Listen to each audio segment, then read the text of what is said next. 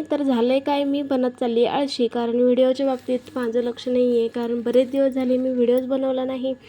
खूप म्हणजे खूप आळसपणा वाढत चालला आहे म्हणजे माझा. तर म्हटलं चला आता जाऊया.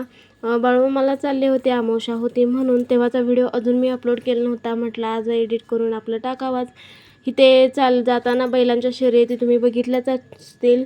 बैलांच्या शर्यती लावल्या त्या. आणि ही येरळा नदी पूर्ण कोरडी ठणठणीत पडली होती बघा. पाणी तर अजिबात नाही आहे. सगळी नदी नाले वळून आम्ही छान असा प्रवास करून आष्ट्याला पोहोचलो बाळूमामाच्या मंदिरात.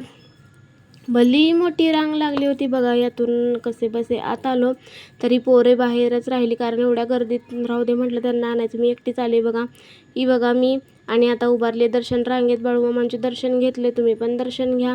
हे बघा रांगेत उभारलेली आहे. मस्त असं दर्शन घेतलं मी. खूप छान असं दर्शन झालं. त्यानंतर आले बाहेर पण हे बघा ताट वगैरे घेऊन बसली आहे त्या रांगेत दुसऱ्या. कारण कशासाठी तर प्रसादासाठी. इथे मस्त अशी खीर आणि भात होती बघा. कीर्ती लागली, पोर लागले जेवायला. जेवून झालं, दर्शन घेऊन झालं. आता निघाले घरी. आई पण आलती आमची. आई मी चालत निघालोय बघा. आई पण खूपच आता थकली आहे. त्यानंतर मैत्रिणींच्या रानात आलते. इथं आहे ही कोथिंबीर. आणि म्हटलं यांच्यासाठी बाजारात ठेवण्यासाठी कोथिंबीर पण घ्यावी. हे बघा ही कशी बायका कोथिंबीरीची जोडी लावत आहेत बघा. हे बघा अशा प्रकारे ही पेंडी बांधत आहेत बघा. खूप छान अशी कोथिंबीर हिरवी लुसलुशीत होती बघा. खूप मस्त असं रानात कोथिंबीर उगवली होती.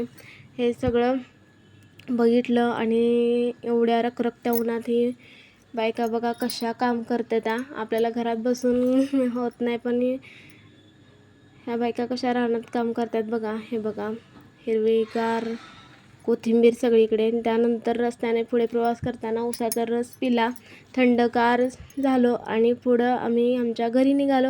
चला तर हा मिनी ब्लॉग तुम्हाला कसा वाटला हे कमेंट करून नक्की कळवा. व्हिडिओ बघितल्याबद्दल धन्यवाद. चला तर मग बाय.